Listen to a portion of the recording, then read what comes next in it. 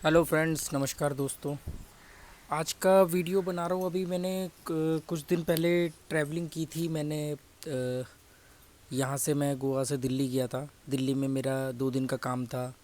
फिर मैं दिल्ली से बाई ट्रेन जलंधर गया था। जलंधर में मैं 3 दिन रुका और उसके बाद वापस ट्रेन से दिल्ली, और सेम डे में मैं दिल्ली से गोवा आया।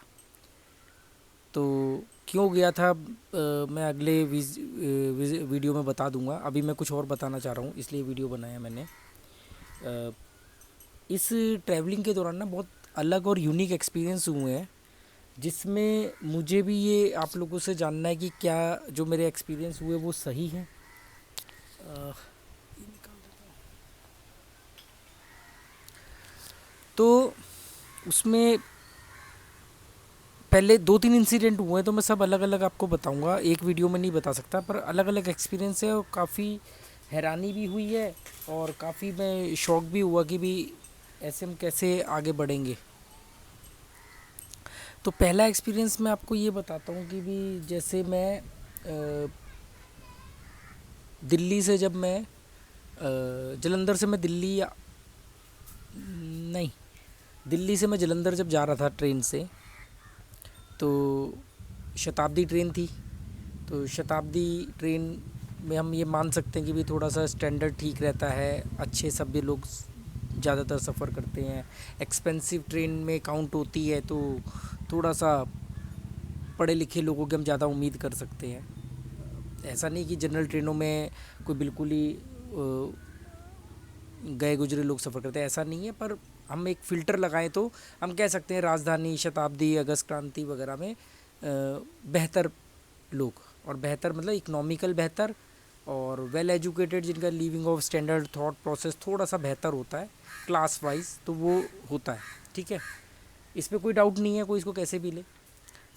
तो हुआ ये दोस्तों कि मेरी ट्रेन, मेरी जो सीट थी 72 नंबर आई थिंक सीट थी। मतलब गेट में कैबिन में एंट्री करते ही बुगी में दूसरे नंबर की सीट थी। मेरे पीछे सिर्फ 4 सीट थी और उसके पीछे दरवाज़ा था।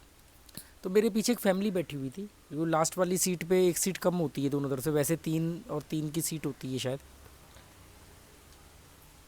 तो जैसी ट्रेन चली दिल्ली से जलंधर के लिए, शाम को 4:30 बजे की ट्रेन थी। तो चलते ही ट्रेन सबसे पहले न्यूज़पेपर आया।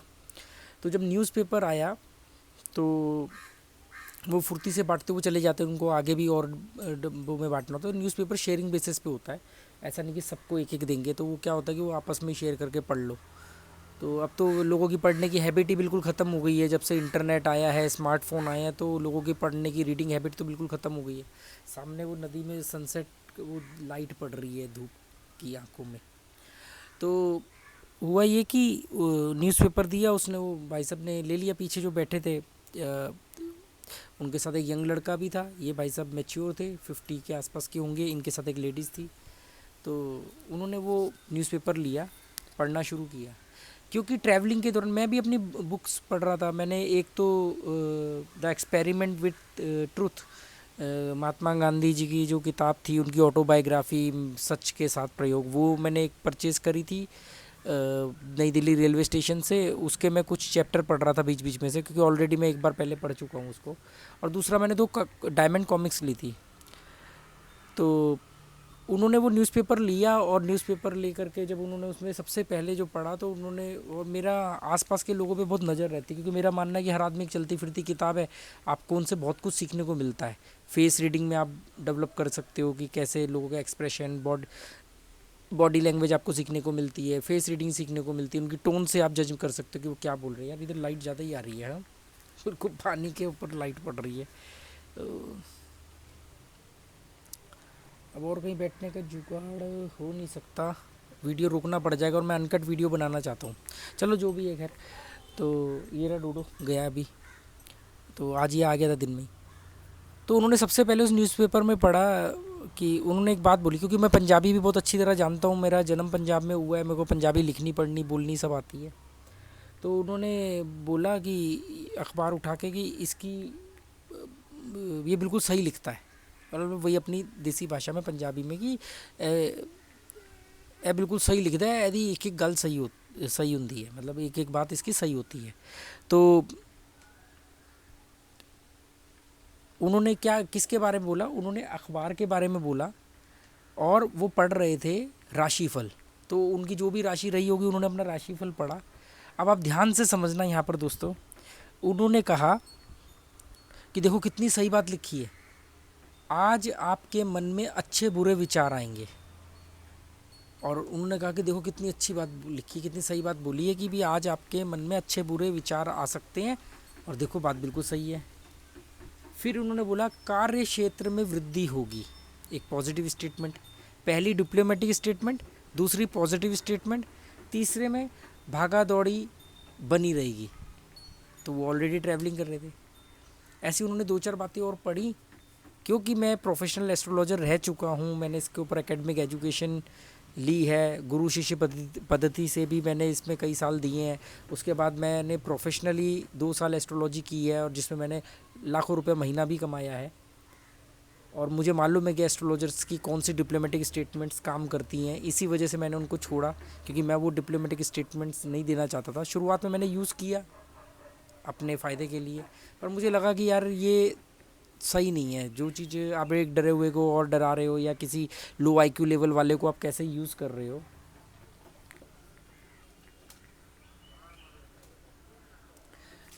लो आईक्यू लेवल वाले को आप कैसे यूज़ कर रहे हो, तो वो मुझे सही नहीं लगा। मैंने इसलिए एस्ट्रोलॉजी छोड़ दी।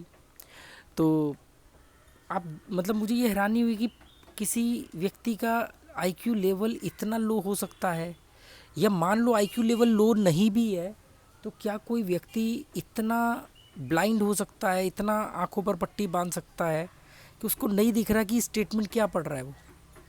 आज आपके मन में अच्छे बुरे विचार आ सकते हैं। तीसरा विचार कौन सा होता है, जो भी विचार होता है अगर हम उसको अच्छे या बुरे की कैटेगरी में डालेंगे तो वो 2 ही कैटेगरी बनेगी, या तो वो विचार पॉजिटिव होगा या नेगेटिव होगा। तीसरा तो कोई रास्ता नहीं होता कि विचार ही ना आए, या विचार इन दोनों के अलावा है, या तो उदासी भरा होगा या एक्साइटेड होगा, एक्साइटमेंट वाला होगा।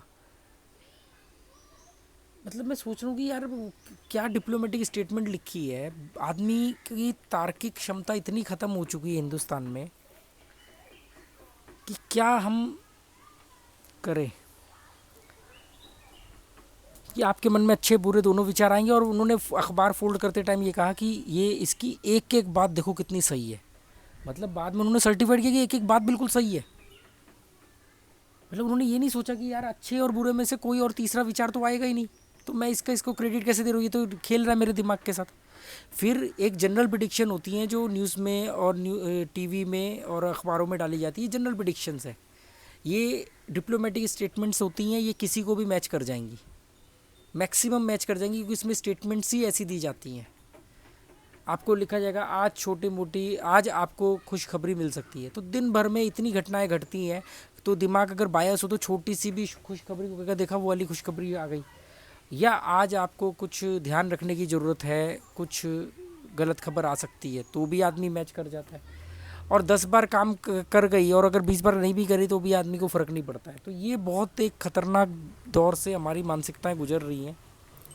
मैं ये नहीं कह रहा, मैं ज्योतिष पे सवाल नहीं खड़ा कर रहा कि भी ज्योतिष है नहीं है, सच है झूठ है, प्रिडिक्शन होती है नहीं होती, वो तो डिफरेंट विषय है। मैं ये कह रहा हूँ कि आपको एक ऐसी स्टेटमेंट दे दी कि आपने उसमें सवाल ही नहीं खड़ा किया, आपने कहा देखो अच्छे बुरे दोनों विचार आ सकते हैं। आप बाद में कह रहे हो कि देखो इसकी एक एक बात सही है। अब यही लोग, मुझे इनसे प्रॉब्लम नहीं है, यही लोग आगे अपने बच्चों को भी बताएंगे देखा आज अखबार में ये लिखा था इसलिए ऐसा हुआ। यही लोग टीवी पर बैठ बैठ करके पंडितों की ये बातें सुनते हैं और उन पर बिलीव करते हैं, और सब वहाँ पर दुकान चला रहे हैं, सबके नीचे फ़ोन नंबर होते हैं। आप उन फ़ोन नंबर पे फ्री में पूछोगे आपको डिप्लोमेटिक जवाब मिलेगा, और पर्सनल कंसल्टेंसी के लिए आपको वो बुलाएंगे। कॉल सेंटर बनाए हुए इन्होंने। एक बहुत बड़े पंडित कई सालों से रोज़ सुबह टीवी पे आते हैं न्यूज़ चैनल पर, इतने बड़े पंडित मतलब एज ए पॉपुलैरिटी, उन्होंने एक दिन बोला जिन भी लड़कियों के नाक के बीच में तिल है उनसे विवाह ना करे, उनसे आगे जाके शादी छूट जाएगी। मैं सोच रहा हूँ more power becomes more responsibility. इन्होंने नहीं पढ़ा क्या? अगर ये इतने बड़े एस्ट्रोलॉजर हैं, आज टीवी पर आ रहे हैं, पैसा दे के आ रहे हैं या पैसा ले के आ रहे हैं, जो भी रीज़न है, कम से कम कुछ तो उत्तरदायित्व रखो अपना, कुछ तो रिस्पॉन्सिबिलिटी रखो। अब सोचो कि किसी ऐसी फैमिली ने वो वीडियो देखा जिसकी लड़के की सगाई हो गई है, एक ऐसी लड़की है जिसके नाक पे तिल है या नाक के आसपास तिल है और वो ज्योतिष में बिलीव रखता है, तो वो तो शादी तोड़ देगा। क्या आप ये बात लिख करके दे सकते हो? नहीं दे सकते। एक रिस्पॉन्सिबिलिटी होती है कि जिसके यहाँ पे ये चीज़ होगी, जिसके वहाँ पे वो चीज़ होगी, वो आदमी ऐसा होगा, वो ये सामूहिक जानकारी आप ऐसे बोल रहे हो। वो लड़की की लाइफ ख़राब हो जाएगी, उसकी शादी टूट जाएगी आपकी एक जनरल स्टेटमेंट में से। तो ये एक बहुत बड़ा है। इन्हीं सब कारणों से मैंने एस्ट्रोलॉजी छोड़ दी थी। आज मेरी कुछ ही कम्युनिटी है जो मेरी एस्ट्रोलॉजी की कदर करते हैं, और वो इंडिया से बाहर के ही मैक्सिमम लोग हैं, क्योंकि इंडिया के लोग डिज़र्व नहीं करते मेरी एस्ट्रोलॉजी। तो वो ठीक है, क्योंकि यहाँ पे जिनके फ़ायदे हो गए हैं वो मुकर जाते हैं, या मतलब वो किसी और को नहीं बताते हैं कि उसका ना फ़ायदा हो जाए, या मेरे ही अपने कई दोस्त मेरे सामने खड़े होकर नहीं बोलते यार तेरी ये बातें सही थी, चाहे पॉजिटिव या नेगेटिव सही थी, हमने तेरी बात मानी या नहीं मानी, वो नहीं बोलते, क्योंकि वो कहते हैं यार दोस्त है, क्रेडिट क्यों दे इसको। तो मुझे वो पंगों में नहीं पड़ना था। तो ये बड़ा मेरे को लगा कि यार ये हुआ। उसके बाद मेरी आगे वाली सीट पर दो सरदार जी बैठे हुए थे। वो अपने मोबाइल में सत्संग सुन रहे थे लाउड म्यूज़िक पे। मतलब वो सत्संग जो चल रहा था वो किसी भी संगठन का हो सकता है, गुरुद्वारों का हो सकता है, राधा स्वामी का हो सकता है, या किसी और, तो बहुत सारे गुरु हैं। तो वो सत्संग सुन रहे थे लाउड म्यूज़िक पे, पीछे एस्ट्रोलॉजी राशिफल पढ़ रहे थे, आगे सत्संग सुन रहे थे चलती ट्रेन में। और सत्संग सुनते टाइम वो बाकी भी अपने जो साथ में दो लोग थे वो बात भी कर रहे थे, सारे डिस्कशंस भी हो रहे थे, बीच में फ़ोन भी आ रहे थे वो भी, और सत्संग भी चल रहा था। जैसे आपने कई लोगों को देखा होगा माला जपते हुए, उनसे आप टाइम पूछ लो, उनसे आप रास्ता पूछ लो, उन्हें सब पता होता है। मेट्रो में वो माला जप रहे होते थैले के अंदर हाथ डाल करके, और उनका स्टेशन कब आ रहा है, कितने, उनको ये भी पता है स्टेशन ये आ गया, हमें उतरना है, ये सब कुछ पता है। तो अब माला किसकी जप रहे हो? जब आपका ध्यान उस माला को गोल गोल घुमाने के अलावा सभी चीज़ों पर है, आप फिजिकल तो उसको गोल गोल घुमाए जा रहे हो, 108 को आप गिन रहे हो। आधे से ज़्यादा हिंदुस्तान में लोगों को तो माला जपनी नहीं आती है कि 109 मोती होते हैं, 109 जो 9वां मोती होता है वो सुमेरु जिसको बोलते हैं, वहाँ से शुरू करना होता है और उसको काउंट करना होता है 108 को, और फिर उसके बाद उसको गोल उस सुमेरु को पार नहीं करना, तो उसको पलट के दोबारा वापस आना होता है। मैं नहीं कह रहा हूँ कि ये काम करती नहीं करती, मैं कह रहा हूँ सिस्टम तरीका ये है, ठीक है। तो वो जप रहे हैं। आप चले जाओ लद्दाख वगैरह में, तो वहाँ पे वो बौद्ध भिक्षु या वो लोग वो घुमा रहे होते हैं। अगर घुमाने से ये होता है तो फिर पंखे के ब्लेड पे लिख देते मंत्र, झंडे पे मंत्र लिखने से हवा में वो मंत्र फैलेगा, तो फिर तो पंखों की ब्लेड पे हम मंत्र लिख सकते हैं। ये क्या क्या चल क्या रहा है? ये कोई तर्क तो होना चाहिए ना, मेरा मानना है। अब वो भाई साहब सत्संग सुन रहे हैं, बाकी सारे काम कर रहे हैं। मेरे साथ में एक लेडी थी, मतलब मेरे साथ एक बीच में एक व्यक्ति थे, उनके साथ एक लेडी और थी, हम 3 की सीट थी। तो वो जो लेडी थी उसने भी सारा कुछ बातचीत कर करा करके, और वो उसने बाद में उसने भी वही एक आते हैं आजकल एक गुरुजी लंबी सी दाढ़ी और ऑरेंज कलर का येलो कलर का उन्होंने वो पहना होता है कपड़ा सा, उनको भी बड़ा मैंने देखा आजकल सोशल मीडिया पे, उनका सत्संग शुरू कर दिया उसने, और वो भी सेम ऐसा नहीं लीड वगैरह लगा के। तो मैंने कहा कहाँ जा कर रहे हैं? सत्संग सुनने में बुराई नहीं है, पर सत्संग अगर अगर अच्छी बातें सुनना इतना इम्पोर्टेंट है, वो इतनी इम्पोर्टेंट बातें, तो उसके लिए एक पर्टिकुलर माहौल चाहिए ना, एक पीसफुल माहौल चाहिए, पूरा फोकस होना चाहिए। आप सत्संग सुन रहे हो या लोगों को दिखा रहे हो कि हम सुन रहे हैं, या अपने आप को धोखा दे रहे हो कि हम सुन रहे हैं? मैं कह रहा हूँ कि अगर सत्संग इम्पोर्टेंट है बहुत, तो फिर उसकी तो गरिमा का ध्यान रखना पड़ेगा, उसका एक भी शब्द इधर से उधर से नहीं निकलना चाहिए। हम बच्चों को फिर तो घर में क्यों नहीं पढ़ा लेते? फिर स्कूल क्यों बनाए हुए हैं? क्यों स्कूल के बाहर लिखा होता है हॉर्न मत बजाओ कि बच्चे डिस्टर्ब होंगे? क्यों उनको एक माहौल दिया जाता है? आप सत्संग जैसी, अगर अकॉर्डिंग टू देम अगर सत्संग इतना इम्पोर्टेंट है, तो उसको फिर इम्पोर्टेंट तरीके से सुना जाएगा ना, पीसफुल माइंड के साथ सुना जाएगा ना। ये थोड़ी कि आप ट्रेन चल रही है, चाय भी पी रहे हो, सामान बेचने वाले भी आ रहे हैं, आप उनसे भी बात कर रहे हो, अपने घर में भी बात कर रहे हो, सत्संग भी चला रखा है। कोई मेट्रो ट्रेन में बहुत मैंने ड्रामा देखा है, वो मालाएं जप रहे होते हैं।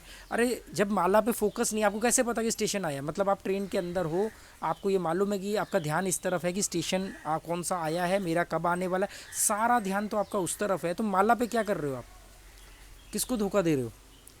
तो ये एक बहुत बड़ा मतलब, क्योंकि मैंने इस तरह की पब्लिक ट्रैवलिंग अब शुरू करी है, तो मुझे नहीं मालूम था कि कोविड के बाद और ये 3-4 साल में कितना बदलाव आ गया है मीडिया की वजह से या सरकारों की वजह से, मुझे नहीं मालूम था। पर अब मैं जब देख रहा हूँ कि मतलब पीछे वाला राशिफल आगे वाले सत्संग, बगल वाले सत्संग, और they all are well educated, जो उनकी बातों से या उनके ड्रेसिंग सेंस से लग रहा था। तो मैं ये नहीं कह रहा कि ये नहीं करना चाहिए, पर ये करने की दिखावा नहीं होना चाहिए। वो मुझे नहीं दिखा रहे थे, वो एक्चुअली में अपने आप को धोखा दे रहे थे कि हम देखो कितने अच्छे हैं। मैं आपको आने वाले किसी वीडियो में बात करूँगा कि भी क्यों लोग किसी सत्संग को सुनते हैं, किसी गुरु को ज्वाइन करते हैं, किसी नेता को ज्वाइन करते हैं, क्यों कोई वादी होते हैं, वादी, गांधीवादी, मार्क्सवादी, माओवादी, ये जो वादी होते हैं ये क्यों होते हैं, हिंदूवादी, मुस्लिमवादी, ये वादी क्यों बनते हैं? अच्छी चीज़ों के लिए ये क्यों लड़ते हैं, मरते हैं, अच्छी चीज़ों की क्यों तारीफ़ करते हैं, क्यों अच्छी चीज़ों से जुड़ते हैं? ये इसलिए नहीं जुड़ते कि वो अच्छी है, ये इसलिए जुड़ते हैं कि उससे जुड़ने के बाद ये अच्छे हो जाते हैं। ये अपने आप को अच्छा दिखाने का अहंकार भाव आ जाता है इनमें। तो इसके बारे में कभी डिटेल में बात करूँगा। तो काफ़ी बदलाव आ गया है। फिर मैंने होटल्स में जब मैं रुका तो वहाँ पर टीवी होते हैं, तो टीवी ऑन किया तो न्यूज़ देखे। अभी तक हुआ है यूट्यूब वगैरह पे कभी स्क्रॉल करते टाइम छोटी छोटी क्लिप आ गई तो मालूम पड़ा कि हाँ यार मीडिया बहुत बायस है, या मीडिया बहुत इस तरह की चीज़ों को प्रमोट कर रही है, चाहे वो हिंदू मुसलमान हो, या वो धर्म को लेकर के हो, या किसी गुरु राशि फल बता रहे हैं। नेशनल न्यूज़ चैनल पंडित को बिठा करके राशि फल बता रहा है। हाँ, जगह जगह सत्संग चल रहे हैं, कोई अंगूठी बेच रहा है, कोई रुद्राक्ष बेच रहा है, कोई ताबीज़ बेच रहा है, कोई पैसा कमाने का यंत्र बेच रहा है। तो अब मैंने जब टीवी देखे तो मुझे लगा कि यार ये तो एकदम खुल्लम खुल्ला चल रहा है। मुझे लगता था कि ये यूट्यूबर्स क्या करते हैं, पूरे दिन में चलने वाली 2-4 क्लिप को काट के दिखा देते हैं। पर जब मैंने न्यूज़ चैनल्स देखे तो मतलब खुल्लम खुल्ला, अब तो जैसे लगता है कि यार बेलगाम हो चुके हैं, अब हम कुछ भी बोलें। वही रवांडा रेडियो आप रिसर्च करना क्या हुआ था तो आपको मालूम पड़ेगा। तो बड़ा लगा कि हम विश्व गुरु इन चीज़ों के साथ तो नहीं बन सकते, और मुझे नहीं पता हम किन चीज़ों में हम ग्रोथ कर रहे हैं। मैं दिल्ली गया था जिस काम से, ये वीडियो लंबा हो रहा है, मैं अगला वीडियो इसी को कट करके दूसरा वीडियो बना रहा हूँ, इसके बाद शुरू करूँगा वो कि दिल्ली किस काम से गया था और क्या हुआ, वो रिज़ल्ट बताऊँगा मैं आपको। Okay, good bye, thank you. कुछ इस बारे में कहना चाहो तो आप कमेंट कर सकते हो। अगर आपको मेरी बातें नहीं समझ में आई हो तो बकवास समझ के इग्नोर कर देना, अपना कीमती वक्त मत बहसबाजी में लगाना। Okay, good bye, thank you.